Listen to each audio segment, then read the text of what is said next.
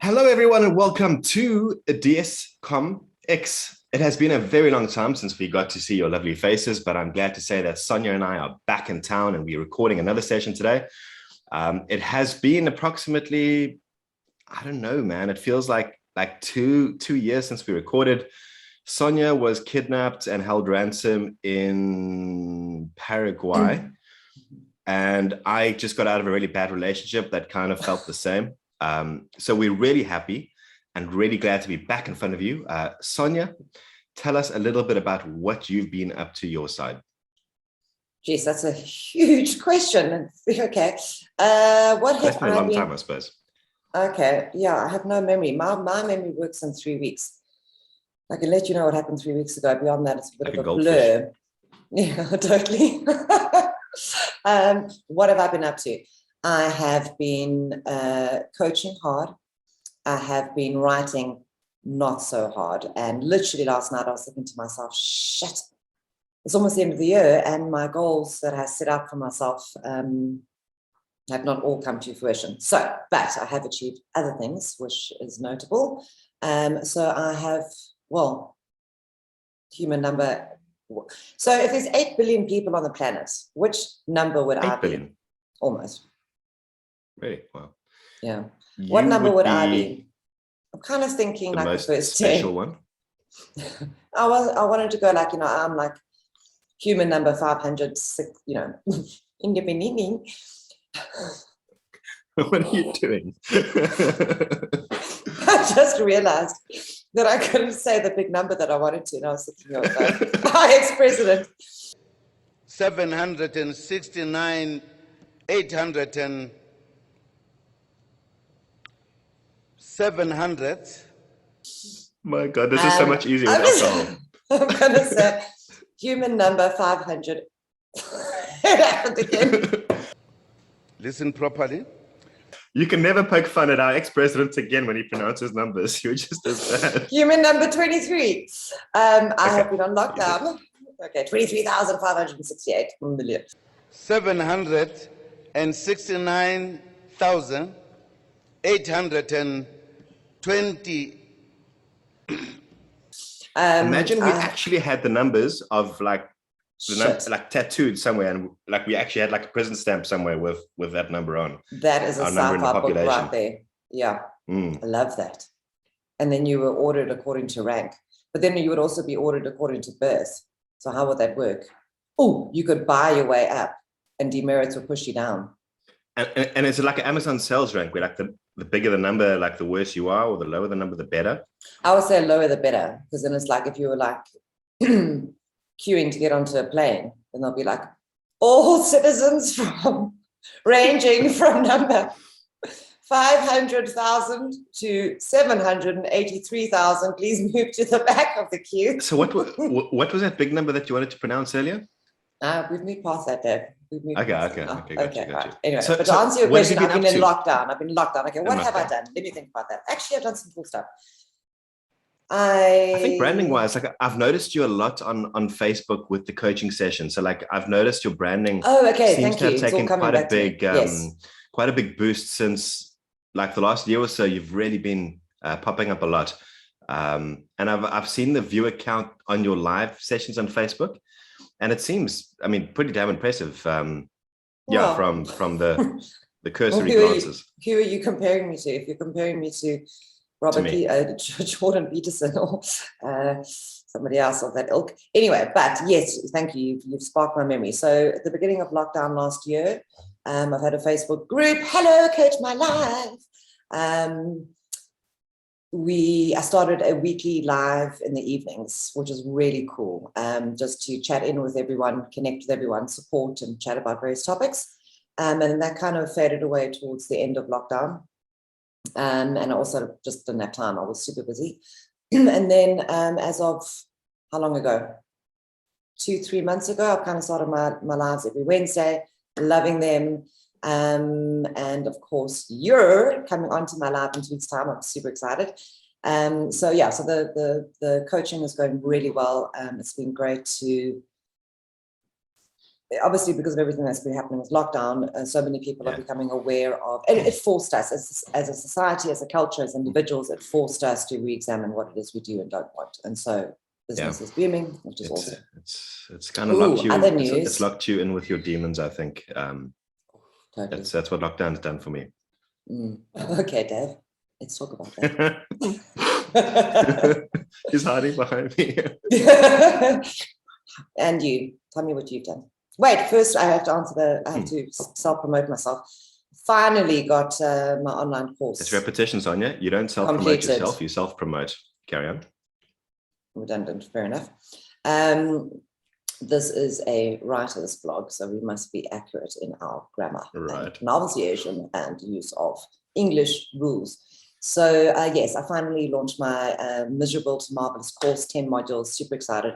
I have 2 more, and this is one of my goals to finish before the end of the year.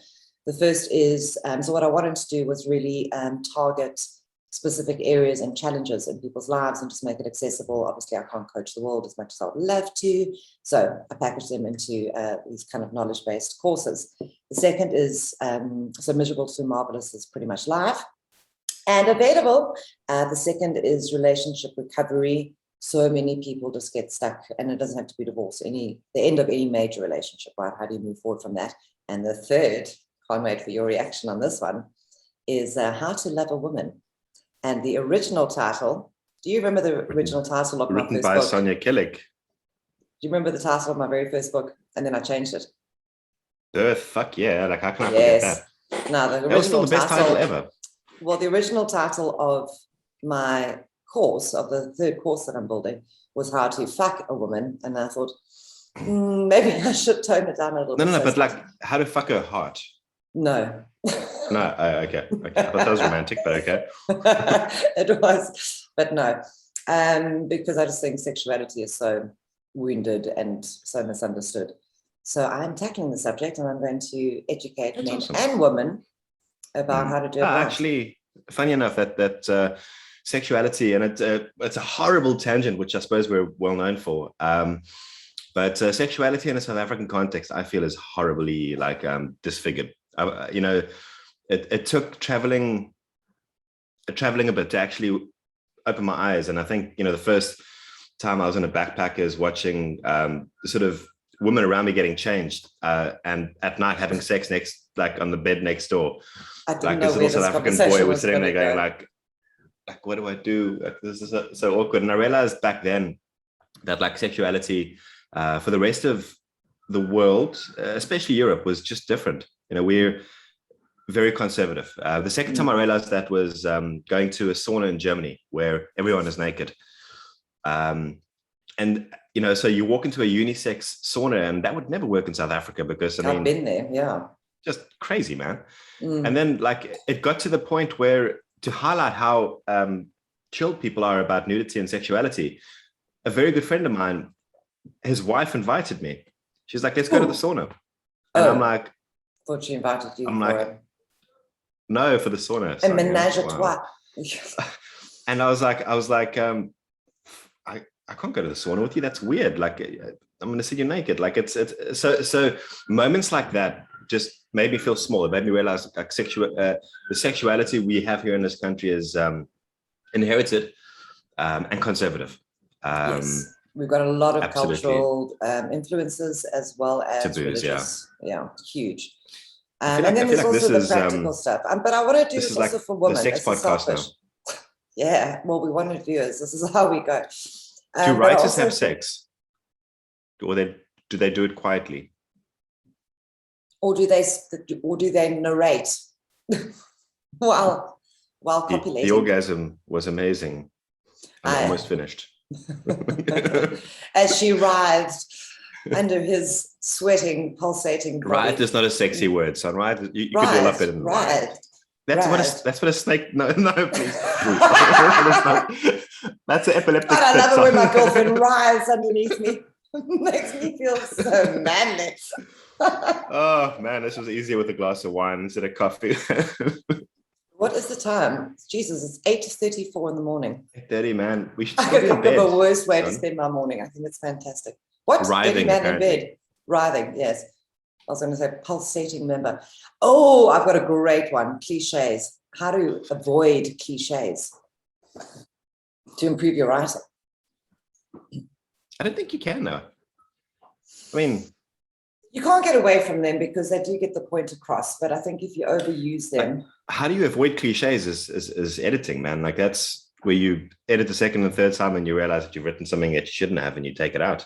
But if you're using it in the first place, are you able to recognize it? Unless, of course, you have paid an editor. Please refer back to. Well, there we go. So yeah. Any content I put out there that's important, I leave for days, and every day I'll go over it again and again and again, and I pick up new stuff each and every day.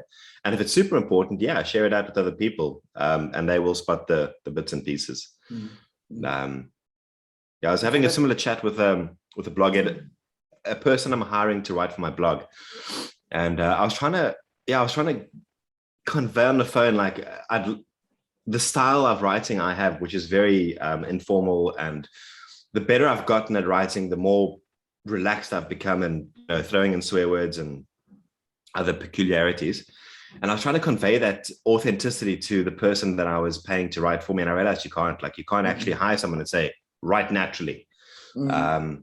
As much as I enjoy the dry writing, it's something that you can't actually instruct someone you're paying to write for you to do. So I think the mark of a really great writer is when they are naturally themselves. They are able to convey their personality comes through, but it's shaped and structured within the confines of a good writer. I've just started a new book now. Shit, I don't have it anywhere near me. Can you stop self-promoting? My God, that's like the fourth. No, I'm not that I'm writing, that I'm reading. You said writing. I said I've just started a new book. Did I say that? Yeah. Did I say I've just started a new book that I'm reading?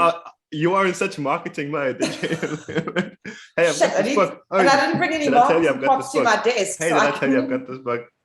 We just lost the one person that was watching, Tom. No. Do something to get that person back. I won't. I did that once. I'll never do it again. I think that's where we ended up twerking on camera, which was like episode 2, if anyone's interested. Oh, we did, we twerked. Well, I twerked. You watched and laughed. I laughed. But okay, so the book that I'm reading by a different author, science writer, bloody wonderful. What the hell is his name? I know exactly what it is. Anyway, it doesn't matter. So now obviously he's writing about what could be an incredibly dry subject, right? He's talking about physics but his sense of humor has come through, his personal understanding and his take on it has come through, and it's all delivered in this beautifully conversational style. That's the secret, man. Conversational is like I'm helping so many authors right now because obviously we've been speaking about you, and I've been up to stuff as well. I kept I kept trying to redirect myself. I kept trying to redirect the question back to. Hey, I've written this new book. Hey, I've got this new course. Like, whatever. How have you been? And I want to hear this. I want to hear what you've been at. Can I get a refill on my coffee, please? I would love as well, but then what do? Do we pause and come back? Let's see. Wait, because I think you're recording, huh? I'm just going to ask someone to bring me coffee. You can go. Oh, fuck you. And then I can keep recording. No, too funny. I love it when Dave's not on the screen because I can say anything I want to, and I do the edits, so he can do nothing about it. But they gave me no time whatsoever. I was just testing. I was testing the range, the Bluetooth range. Okay, so what were we speaking what about? have you been doing? We're right, talking about me. you. Yes. I want to self-promote something. I've just got nothing to self-promote. Me too. We were under me. Yes, exactly. The awesomeness.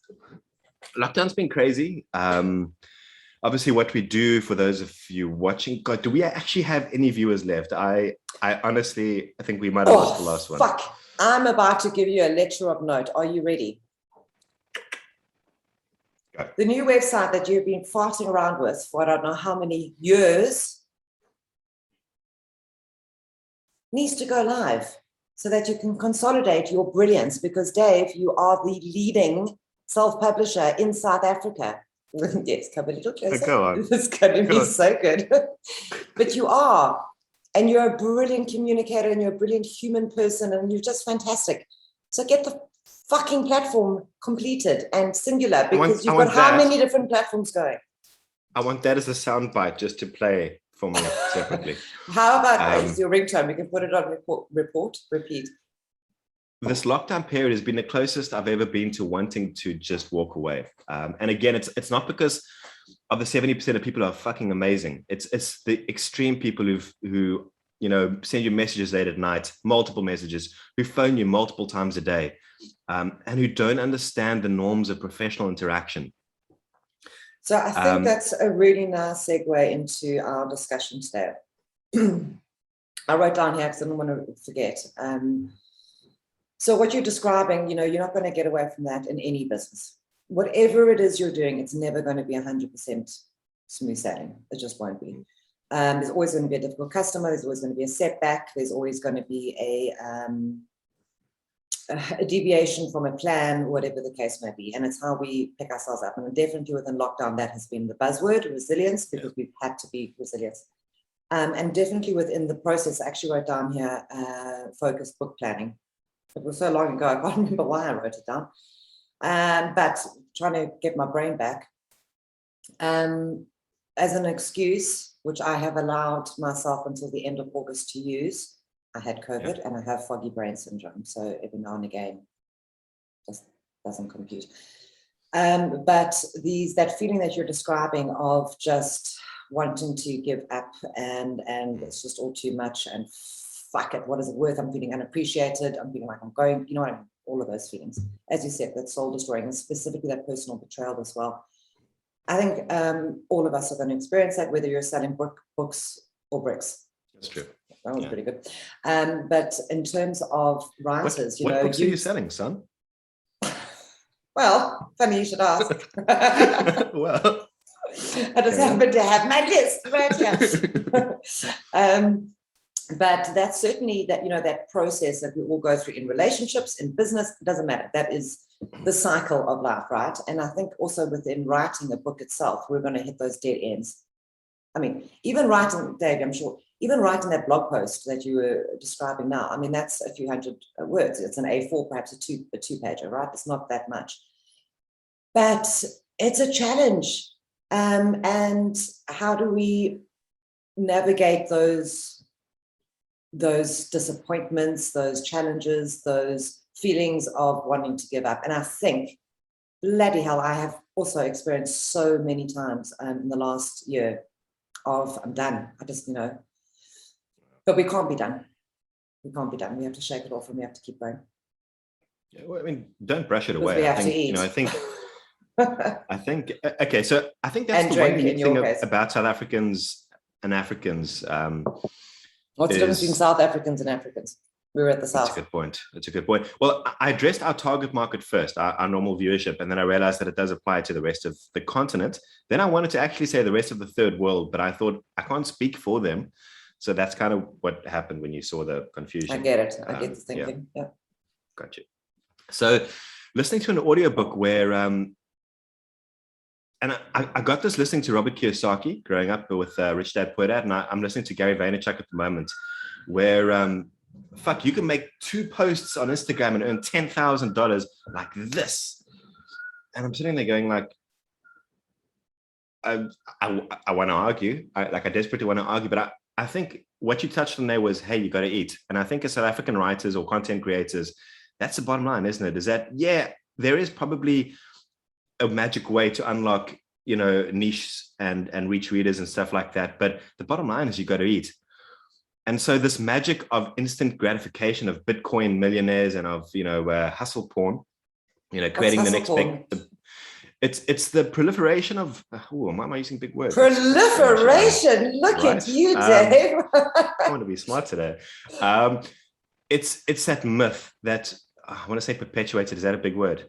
Yes, it's big enough. It's not as big as proliferation, but it starts with promulgated. Oh God! Oh, you're on fire. Wow. I can't stop using big words. Sorry. So do you notice how when you watch American type movies where the guy creates Facebook and he has a couple of beers and fucking Bob's your uncle, Facebook's done like overnight, and a lot of the motivational material out there kind of pushes you to the same kind of mindset. And yeah. A lot of the before lockdown, a lot of the events I'd go to would be like, and you got this, get up, jump on your chair, clap your hands. You got this, man. You're going to do shit. And you get excited. And then you fuck the next day. Like the reality sets in. And what you said is you got to eat. And so much of creative output is killed because of that. Because you start the one day going, I'm going to write the next best thing. I'm going to create the next best big thing. I'm going to record the next best video. And then reality sets in at some point going, yeah, I've got to eat. And that might mean that you go back to a job. It might mean, you have to borrow cash or whatever the case is. And it's something that I don't think the first world deals with in the same way. I think from every bit of material I've listened to, like the ability for the first world to work with debt the accessibility of debt for them is a lot easier. For them to swipe multiple credit cards or run through multiple credit cards seems like a norm almost, where for people like us here, it's taboo, right? Like debt is but also their surrounding environment offers so much more support.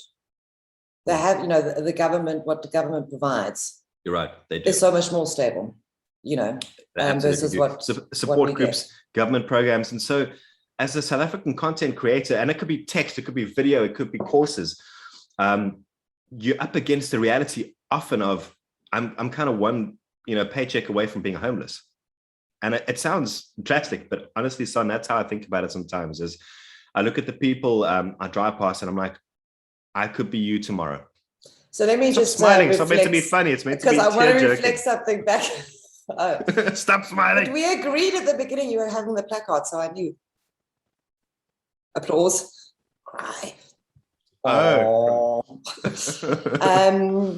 Shit, man. Foggy brain. The reason I mentioned Jordan Peterson this morning, I was actually, as a reference earlier, is because I was watching one of his videos this morning. Super relevant to what we're discussing now, so I'd like to share it. He was saying, somebody was interviewing him, and she said, how do you speak to youth who have cottoned on to the mindset that they're worthless and there's no point in carrying on and da, da, da, da, da. And I think this applies to everybody, not just the youth. And what he said, and this is what you were talking about now, really sparked it for me, that feeling of, you swing from this high of, yeah, I'm going to do this. I'm so motivated and I have so much hope. We fucking hate hope. And then the reality very quickly sets in, and this is feeling of being utterly defeated and deflated and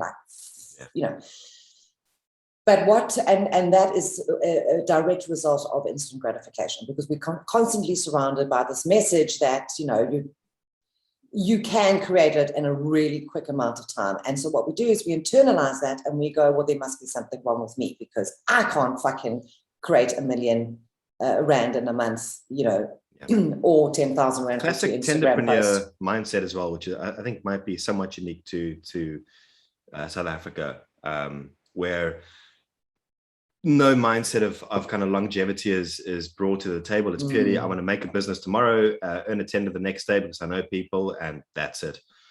And I think it applies to content. It applies to your content strategy, because putting out a post and hoping it goes viral or expecting it to go viral is retarded. Like, I don't know if I'm allowed to use that word anymore, but it's retarded. Please can we chat at the end of this about PC? We can. Yeah. And so a content strategy, someone putting out content where they're getting, and I get this a lot from my authors who start for the first time embracing online, and they're like, but Dave, I put the stuff up and nothing's happened. I put my book up and nothing's happened. I wrote on Facebook, hello guys, I've got a book, Sonia, and nothing happened. And you have to have that kind of chat, that adult chat with a grown author going, listen, man, it's not how it works. Like, you're in a busy space. Yes, it's quick, and yes, it's easy, and yes, you're in front of 1 million readers, but that instant gratification of downloads. I was having a conversation with an author the other day where she kept focusing on the likes she was getting. I've put this post up and people are commenting and and I'm like, stop talking about social media. Stop it. Yeah. It's the most artificial place anyone, unless it's your business, I suppose, could spend time. As a content creator, if you aren't writing your next book, if you aren't recording your next course, nothing else really matters. You know, once you have that content, then the time you spend promoting is so much more beneficial. But otherwise, you're going to get lost in Facebook and die horribly and painfully. So it's a fake, it's a completely illusionary feedback loop. Because what you should be focusing on is, in terms of a writer, how many books have I sold? How much, how broad has my message, whatever the book is, how broad has that reached? Because a fake like is not going to translate to a purchase of a book. It's just not. And the thing is that world can suck you in. And I learned this lesson the hard way myself. And you spend hours, and then you have this sense of achievement and this false sense of progress, because you're like, what? I got 1,000 likes. Great. How many books did you sell?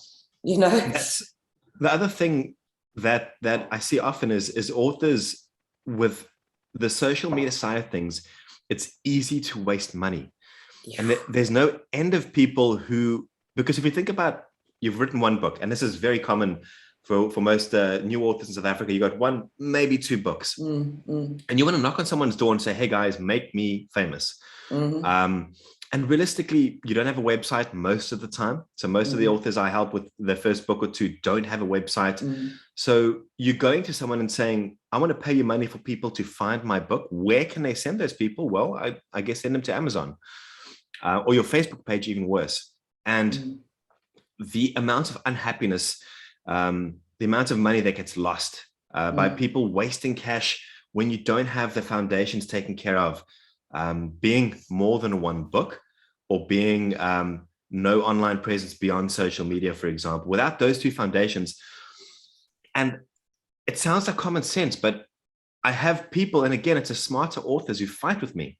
I'm like, a conversation from, I think, a week ago, where an author says, I've got my books, I want to promote them. What do I do, Dave? And I'm like, cool, listen, you've got more than one book. Let's get you an online presence in the form of a website. No, I don't think that's important because this other author who made it really big didn't have a website, so I don't think I need it.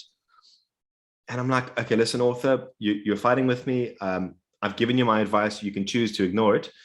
And unfortunately, with a person who knows better than you, what can you do? I'm not going to fight with you. I'm not trying to sell you stuff. But I think as South Africans, often some of the advice we give can be misconstrued as wanting to sell stuff. And I suppose that's just where you need to trust the people you partner with. Which again is also, how do you trust the people you partner with? And I think there's good social touch points to look for example, reviews, years in business, stuff like that. But yeah, the advice is often there. It's just hard for the author to take it in sometimes. I'm also, as you were talking, I just kept thinking, like, there's this lack of accountability and the easy route. I'll throw money at social media because it's somebody else. You know what I mean? It's not, I'm going to do the hard work. I'm going to put in a graft. And as you were saying, the longevity, because it does take time. It takes time. It's a marathon, not a sprint. 100%. And also, I said this in my live on Wednesday, and now I hate repeating myself, certainly in a short amount of time, but I'm going to say it again. You need to stay in your lane. Don't spread yourself so thin. Do you know what I mean? Because it's like a shot in the dark and a prayer in the night, choose one avenue and chip away at it relentlessly. Just quickly getting back to the whole social media black hole. So way back when on my Instagram page, I was actually getting quite a bit of coaching business through Instagram. And the reason I started that page is it was just to share my poetry. I had a genuine joy of poetry. Dave, I know you set up at 3 o'clock in the morning reading. You better fucking set up at 3 o'clock in the morning reading. I'm going to be up at 3 o'clock in the morning. I've got better things to do, son. I'm not going to lie. Yeah. Well, that was before lockdown, right? God, I'd love to go out. Fuck, I want to party. But anyway, so I thought you were it happens once or twice a year, but I go big. Let me tell you, it all gets packaged together into one. It's like a hangover night. It's amazing. Is that when you get punched in the eye? So this, I don't know exactly what. Okay, this is a super weird thing. This happened. So it's my birthday in 2 weeks. 1 week. Shit. Exactly this time last year. I actually have to find a photo. I cannot Son, describe to you. Son, Sorry, okay, this is an distraction. intervention. This Zoom is an intervention. Sorry, I'm sorry, worried sorry. about you. Okay, Stop but hang making on. excuses for running into walls. My suspicion. Suspicion. Suspicion. Oh my God. We're going to lose everyone, son. So I just Put have to look and yourself go, is any grey hair? So my suspicion is that I have an allergic reaction to chalk from climbing, right? You got chalk in your eye. Is that what Is they're that calling red? it nowadays? Exactly. Poof. Good chalk in my eye. Son, we I have do a not job ever want to viewers. be with anyone who goes, poof. Wait for it, That's wait what for it, happens. I'm writhing. Poof. That's what happens when you get really, really old. It goes poof. I thought it just went like, you know, like when you're drooling in the morning. Do you want to talk about it, son? I think you've been with some bad people. What is Pim Pim Poom? I just got a notice on my desktop. The hell were we talking about? Oh, so whatever. The weird thing is, it happened this exact same time of year last year. I said it was in this hour. So anyway, as I said, I suspect it's some claiming. Do you know what it is, son? Son, it's birthday sex. Let's just call it for what it is. You had sex last year on your birthday. You had sex this year. Stop making it. We're adults. It's cool. Moving on. What the hell were we talking about? Instagram. Instagram. So I started off sharing my poetry and I was getting an amazing amount of likes. And yes, despite popular opinion, I am human and I did get sucked into the validation. Oh, look how many people like it. I'm so important. I'm so, special. And anyway, I was getting like upwards of 600 likes at any one stage. And then I was like, oh, I must research and know how to do this properly. And Instagram has all these rules and you have to post consistently at the same time, blah, blah, blah, blah, blah. Then I made the immense error of converting my public Instagram account to a business account. And then they penalize you because now they want you to pay. If it's a business account, you must pay. So they drop the reach of your post significantly because they want you to pay for advertising, obviously. And then my likes dropped from literally 600, 700, 800 likes per post to about 20 if I was lucky. Which was actually a good thing because it all kind of transpired at the beginning of lockdown. And I really got to have that perspective of like, what am I doing? Like I'm spending this endless amount of time on what? On likes? How is that furthering my career? Yes, I love sharing poetry. And if I can inspire somebody, amazing. But I will never know if I think a like is going to, that's not the, sometimes people would message me privately or say something in the comments and go, thank you, that really helped. Awesome, thank you, I appreciate that. But likes is nothing. So to have that break from it and to reconnect to the reality of the emptiness in terms of your financial expenditure, your time, your focus, all of that, it's this horrible black hole. And yes, if you've got the budget, if you have thousands to spend every month on paid social media, sure. But if you've got that kind of budget, then you know what I mean. Most self-published authors certainly don't. So what I'm trying to say here is when I said stick to your lane and chip away at whatever direction you're going to do, your time is so much more valuable in other avenues than absolute empty likes that don't translate to book sales. They just don't. Yeah. I mean, that's a bit of a deeper conversation where, I think we all have a unique, oh God, I sound like, what's it, Liam Neeson. We all have a unique set of skills. No, you don't sound at all like Liam Neeson. No. In that scene from Taken where he's like, I've got a very particular set of skills. I'm going to find you. That part. But I think. But again, it sounded like nothing than what you said just prior to that. You know what, son? Okay, so you're being a negative Nancy. But I think realistically, if a person looks at themselves, like content creation, are you capable of being a great writer? Do you think at some point you could evolve into what is what people want to read? Could you perhaps be a better vlogger? Do you have a voice that works? Do you have a face that would work? Do you enjoy the process?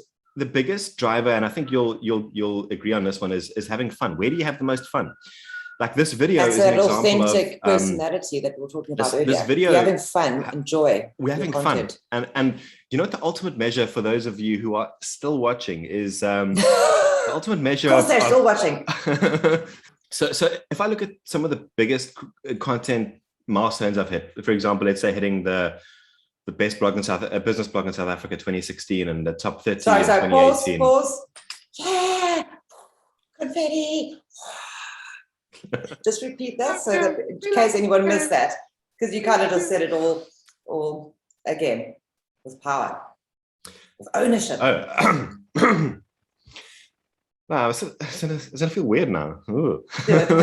Go on. When I was ranked #1 in South Africa for my business blog, and when I got ranked number 30 in the world for self-publishing blogs. What? I didn't know that. That's incredible. I didn't know the second. I knew the first. I I've still got the link somewhere to the award.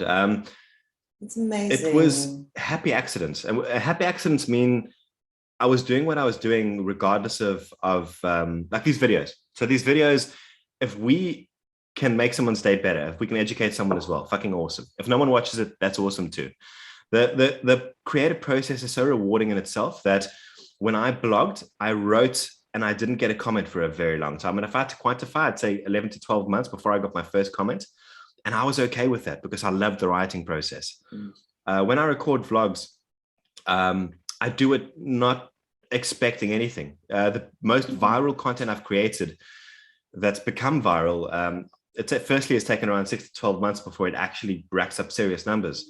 And it's always been a happy accident, meaning, the content's been out there for a while. I didn't really create it with being viral in mind, and it just happened, where things happen to take off. And that to me is one of the best measures I've ever used, is how much fun is it to create whatever you're creating? Does it actually feel natural? So do you have, if it's writing, does that feel like a natural fit for you? If it's recording, obviously it could be audio for a podcast, or it could be video for a vlog. Is that natural for you? And does it matter if no one comments on the first bit of, the first month or the first, series or whatever the case might be? Does it actually matter to you? And the best things I've ever done, business and content wise, is where I followed through regardless of whether I got the validation or not. The validation is fucking awesome when it does happen. But take my business website that you were poking me about earlier. One of the reasons why it takes longer, and it's actually still, I'm still adding bits and pieces, is because I go into each corner of that site. Fuck you, son. And if I had to put it in sort of a simple way, like I'm polishing every single corner of that website. I've just this week had avatars created of me and the team, myself, Greg, and Philippa. Stop. I am challenging you there. What? Now, we've just spoken about the black hole of energy and time and resources, right? That distract you from real progress. Is creating an avatar on your website rather than consolidating the two websites that need to come together, which is more important? So I'm going to answer you in two ways. Number one, you need the fun. I know you need the fun. Yeah. So think of a big piece of art that you paint. And it so happens that artwork is something that you earn cash from as well. Now, if I come to you partway through an artwork and I go, you need to hurry up and finish, you could realistically turn around and go, nah, like the process of creating this is fucking fun. It's amazing. And that's partly how I feel when I shape the website, is it's amazingly fun for me. Every corner, what are you doing, son? Every corner that I polish and every button that I tweak and every bit of text that I add is a piece of art for me that the process I get lost in. That said, I agree with you that if I look at my to-do list, there should be a stronger priority of what I do spend my time on. So tweaking the particular part of a website that has our avatars in, you're right, that is lower priority, versus creating some of the author publishing packages. Both deadlines are important. Should I have read that out loud or just nodded? Yeah. That was so you're right. Workable advice to the viewers. Okay. You could have just said that. I know, that was more impactful. Anyway. Okay. People can freeze it and make it a wall. Oh, right. So we can make it look like fireworks and shit around the thing as well. So I get lost in the creative process. You're right. Deadlines and priorities. Absolutely. Because if I had to look at all the things I'm busy with right now, I can tell you the most important things would be, for example, shaping the offerings, the publishing offerings we give authors into packages. We have the packages, but to translate it into a sexy document is and should be one of my top priorities. So definitely, yeah, accountability is part of that as well. So I think being called out by you is a big part, and things like that. Being accountable to someone is one of the ways to nip procrastination in the bud as far as humanly possible. Can I cycle back to that fun thing? Yeah. I think it is so important, and not to discount that every step we take adds to our experience, adds to the well of what we're going to be drawing from, our knowledge, our passion, our motivation, our everything. So it is certainly important to have that fun. Like I can tell you, I'm going to have the best day. I love spending time with you. I love doing these things. I love the connection we have with each other. And that is something that is still an important ingredient to what it is that we do. So yes, you can watch webinars and everything else and learn, and there's so much knowledge out there. Not this one. But oh, I just lost my damn it, foggy brain. Anyway, my point is no, I have no point. Fun is a good compass. Thank you. Fun is for me, and I'm sure it's different for people, but the crossroads of fun and business is such a fucking fun place to be. Because fun. Yes, you and I can we find a synonym for place so we can make it a 3F alliteration? No, but it has to begin with Lovely F. Location. No, it has to begin with F. Fucking fun. Location. No, it has to be an F. So place, festival. That's like happening in Germany. Sonia, I don't know, like you would be the worst 30 seconds partner right now. I don't know. I fucking rock. I am an unbeaten champion. Not when you have fucking COVID. Adults, maybe this is a COVID. Fucking candy floss. Chalk. Poof. But oh my God, intersection stop. I really like polite insults, right? And I'm always thinking of ways that I can create new polite insults because, you don't want to be really mean. And also, who do you want to insult? Well, I don't know, someone that might come up in my life. For example, I found a website. I fucking love it. So it's like, may you always sleep on the warm side of the pillow. The bad thing. May your socks never match. You know what I mean? Like, it's just ridiculous things. But I just thought of one. Like if someone's being like a real, I was about to say a bad word. Weirdly enough, we can say fuck, but we can't say the other one. What's the other one? No, we can't. No, come on. Mouth it out slowly. Again? See you next Tuesday. Okay. Why can't you say that? I don't know. I presumed I couldn't. But anyway, next time someone's being a fuckhead, I'm just going to go. Totally can. But I mean, that I do anyway, but now it's going to have flair. Now it's going to be like.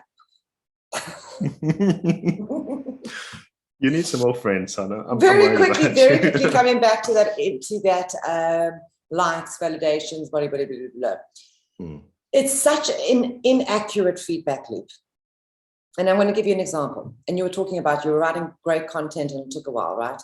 I do try personally to send out an article supposedly more regularly than I do.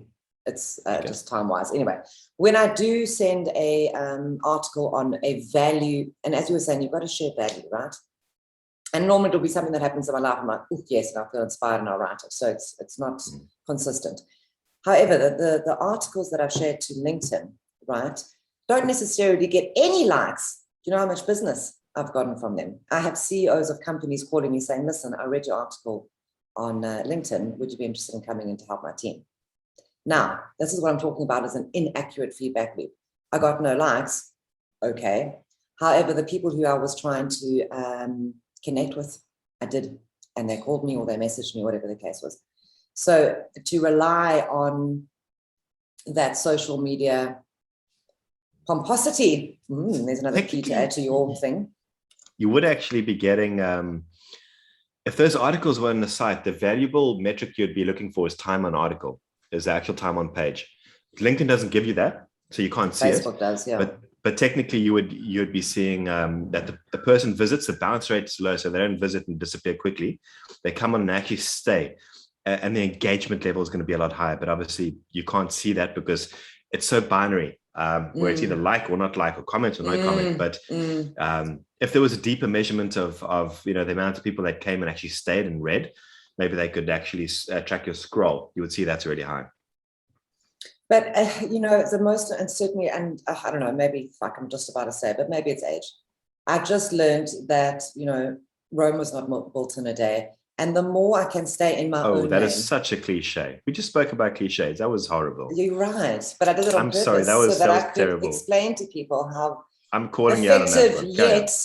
yet worthy of derision. What are you doing? Oh, I have a heater here. I like to stroke it to keep my hands warm. What are you doing? Oh, I've got a heater. I have to keep this thing warm. Otherwise, he doesn't feed me. What are you doing? Oh, I'm just paying the gardener.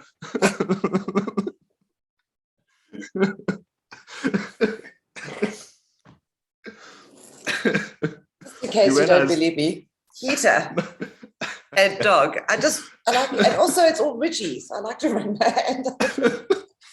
What are we talking about? But yeah, so the intersection of fun and business. No, we passed that. Did we? Oh shit. Okay. You were stroking the heater. How have you been, Dave? We spoke about the incorrect metrics of the binary yes or no, the binary like or not like. About chipping away, about Rome, yes. Rome was involved in the day. Oh, your cliche, right? Yes, my cliche. Jesus, I want to stroke this heater so badly, but now I feel so judged. You should. It's awkward. I've got to watch it. Sorry, I just want to get my... No, Sonia. Oh my God, I feel so sorry for people watching this. I'm sorry. Thank you for watching and thank you for logging on. I'm sorry about Sonia. This is actually court mandated social time for her. I learned social norms and the do's and don'ts. The fuck were we talking about? All right, Rome was involved in the day. You keep interrupting, and then you forget what you were talking about. This is like the second time we're talking about the binary likes and not likes. No, we've moved past that. We're trying to talk about build a consistent business. You said it, on a solid foundation, and understand what it is you're working towards. Oh, that's a really important point. Is get clear about your motivation. Clarity. Yeah, that's what I got. You interrupted me for that. I'm so disappointed right now. So, like one of the measurements that's been most valuable in content creation has been fun, but also the people you work with is having the ability to have fun. So, like my cover designer and book interior designer this side of the world, like we can have fun together. We can talk shit, and we can hang out and. I was trying to have a deep monologue. I have to explain what happened there. I felt when you started speaking to other people, I felt left out, and I felt like I needed to be included on the fun bus. Okay, so one of the things you taught me, because you were probably the first person where I realized it, although I didn't appreciate it until afterwards, was we spark the fun in each other. And I use that as a compass going forward, look for the people that bring out the child in you, like where you can have fun, you can talk shit. And like I say, again, the measurement is, I don't mind if no one watches this. I don't mind. It's actually in its own way, a form of art where I can look back at this in the years to come and go, that was fun. That was really cool. And if it's just me on YouTube in my socks on a Sunday night watching these videos, that's cool, because it captures a moment where the creative process was in flow. It was happening. That's what I was saying. It's that enrichment of who you are. Don't discount that creative process, that creative light.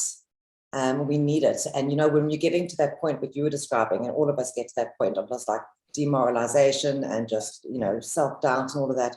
How do you come out of that? You come out of that with that new spark, that new energy, and you have to have people and situations in your life where that can grow. And it almost feels like money happens as a natural result afterwards. Like there is smart things you can do. For example, we'll package this video up. We'll make sure it's online, and we'll make sure it's used in a way that adds to our body of content. In other words, it looks like a bigger, better website. It brings people to us. Maybe it leads to an upsell, maybe. So there are business strategies around having, just fucking fun. But the fun comes first, because imagine if you and I were sitting together trying to sort of regurgitate content for the sake of it, knowing that we wanted money to come. Firstly, we'd be horribly disappointed, and I think the people watching would be let down as well. They wouldn't necessarily know it, but they wouldn't come back. That's a very good point. And weirdly enough, I spoke about this on my live 2 weeks ago, which you can catch up on YouTube on my channel.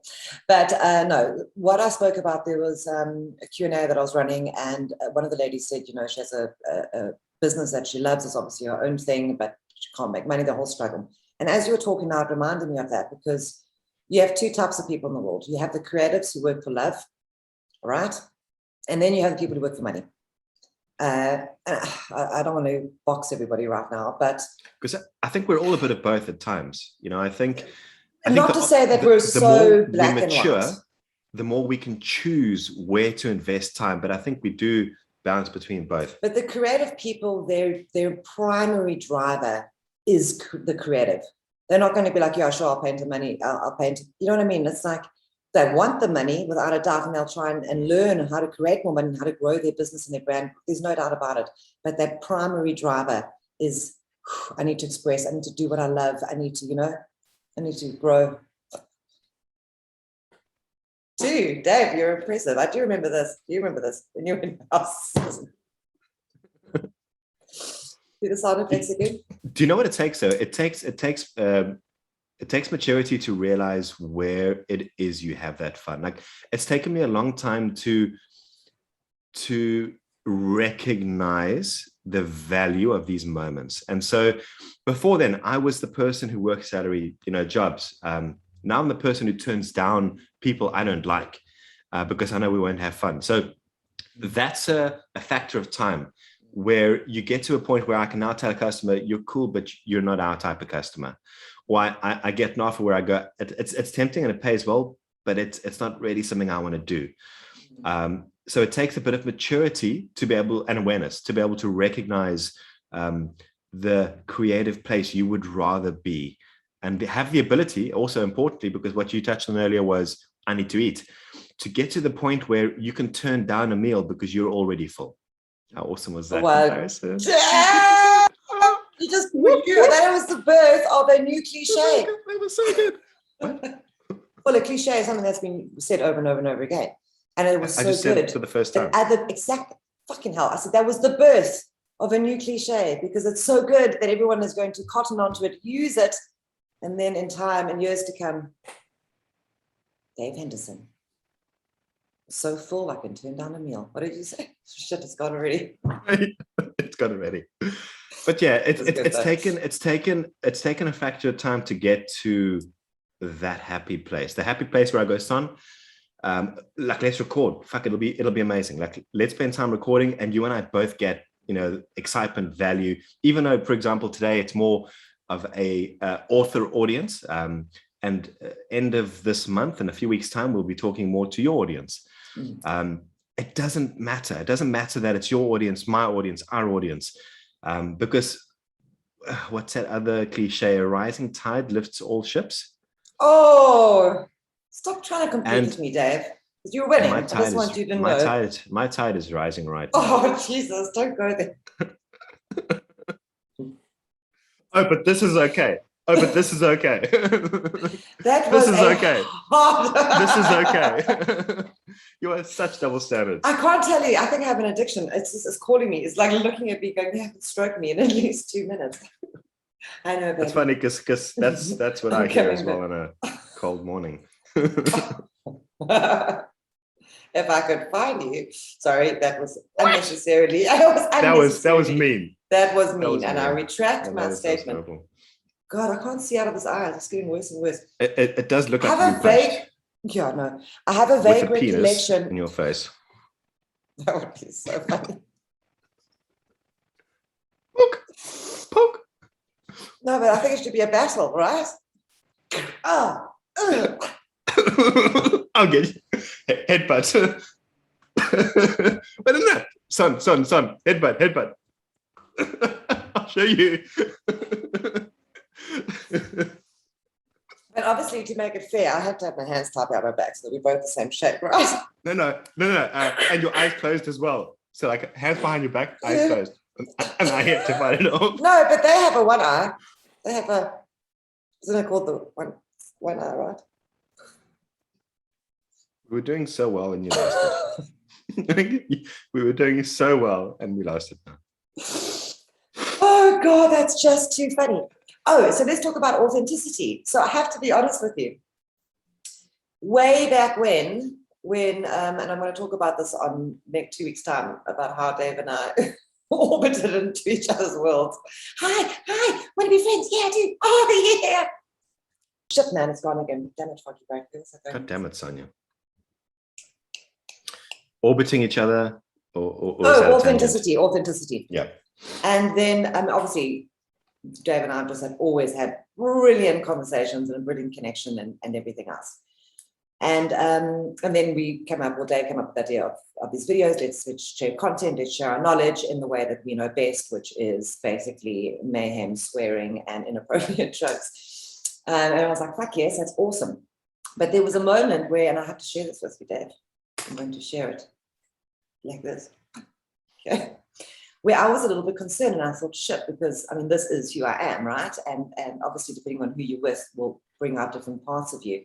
But like fundamentally, this is me. And, you know, when we get together, this bubbles up extensively. And I thought, shit, I'm a professional, right? I mean, I have, I need to be respected because Should I show this side? Should I show this side? Yeah. And that's another part of beautiful maturity. And that comes with it that shall not be named. The sorts of people, and I've seen from your and attract. Oh, sorry, just to quickly wrap it up. You know, when Dave was saying I've gotten to the point where I can take or leave a client or whatever it may be because I want to be doing that. I'm at the same point now, and I now trust that the right people, I attract the right people, and they need me while I need them. And I'm not going to limit myself, shake myself, or pretend I'm something that I'm not, and have this weird image on but at the beginning of that journey, you were nervous, you were unsure, what do I say? And it was exactly the same for me, where when I started writing, when I started recording, horribly formal, sticky, like, hello, I am David. And the more it happened, the more I wrote, regardless of whatever feedback I got or didn't get, slowly your personality starts filtering into what you do.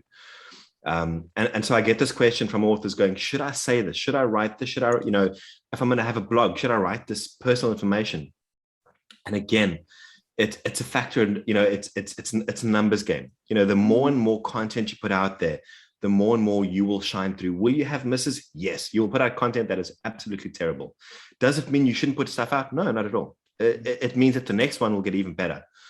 So the more and more I've created content, written and recorded, the more relaxed, the more fun, the more informal, yet the better quality interactions I've had with the people who do watch the content, and the less I care if people watch the content, which again is that awesome measurement of being able to create and have fun. And in that process, I truly believe you will bring the right audience to you. And again, it does take a bit of time. It takes a bit of time and it takes a bit of maturity. It might mean creating content for a few weeks or a few months. I'm not done, Sonia. As well. I'm not done, Sonia. Before, and now it's gone. Okay, go. It's so funny. Always interrupting me.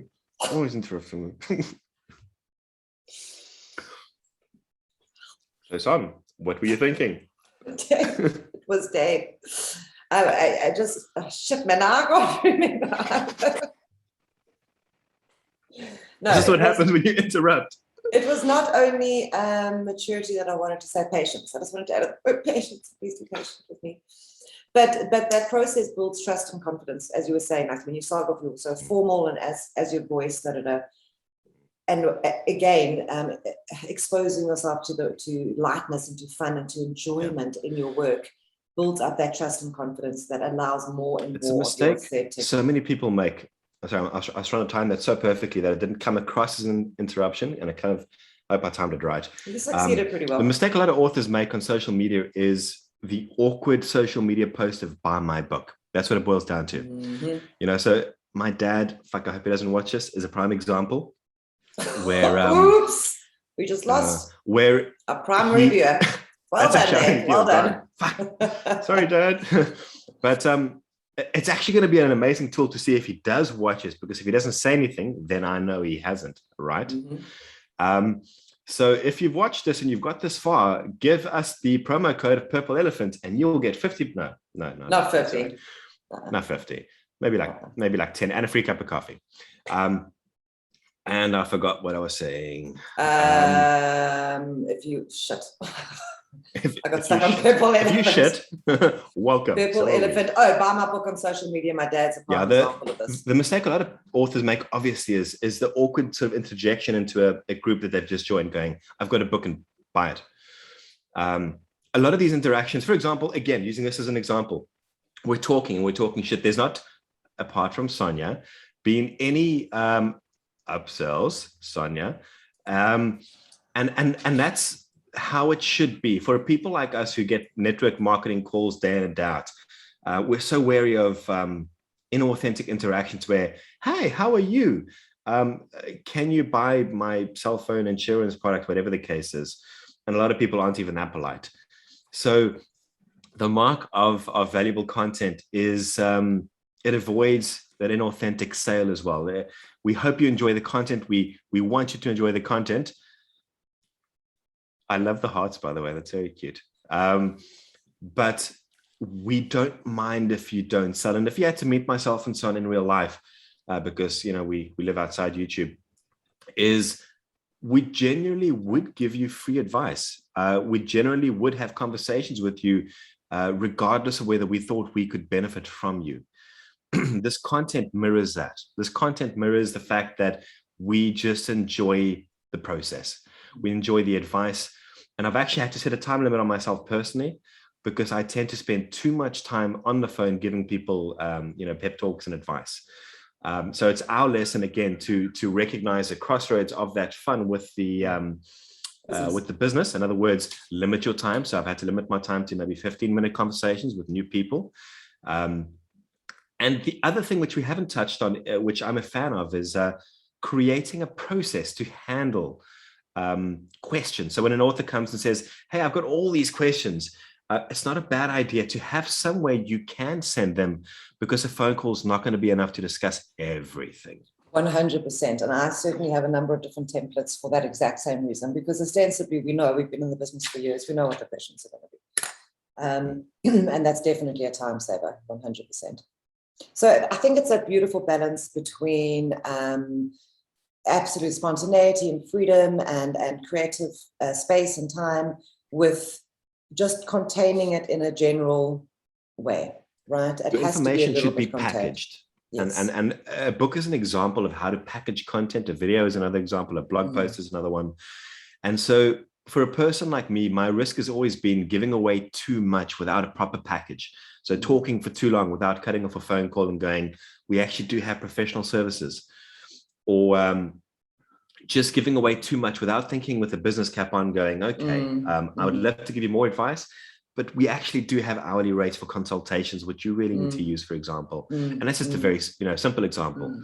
So in South Africa, we have amazingly helpful and kind people who tend to give away huge parts of themselves freely, whether it's the time you donate at a charity or the stranger you help on the side of the road. And that has a place. I think we should all be open, more open to that side of ourselves. However, if you give away too much of yourself without some thought as to how you could package it, the advice that you always end up getting, the phone calls you always end up having, if you can't bottle that somehow. And Sonia, your examples of the courses is beautiful, because that's absolutely a great option of how to bottle your energy and excitement into a package that you can now earn from for some time.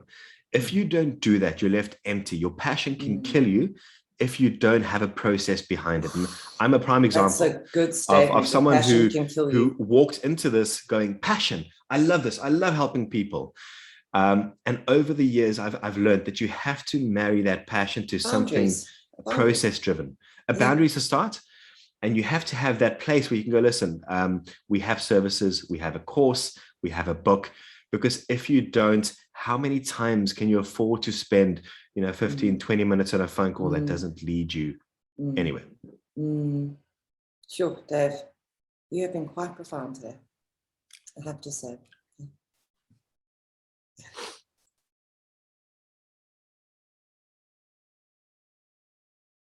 Brown, white, yellow, dark yellow. I thought, the same color. I thought that's how you browse porn as well. Jesus, Dave, it hasn't even been a minute. 10 seconds. It is too soon. But please stop. You're distracting me, and you're scaring the viewers away. Yeah, you're a that's customer. me. That's right. Super, Wonder Woman. And that's you. Can I rather be Wonder Woman? Like, will you be my friend? Can you publish my book? Yeah. all I'm saying is like, nothing. If I don't keep him warm, It's a he gets lot me another better than eye. this, is all I'm saying. Really? And the girls in your life haven't reminded you? Oh no! I kid you not. Read this message. Huge snow on Van Rienen's. Lesotho must be waist deep. I'm happy for you. I'm gonna make a snowman and I'm gonna send it to you. I'm going to send you my snowman picture, and I'm going to send you this picture of the size of the room that we sat in. I just realized how shiny my forehead is. Oh, I just noticed how bad my hair is.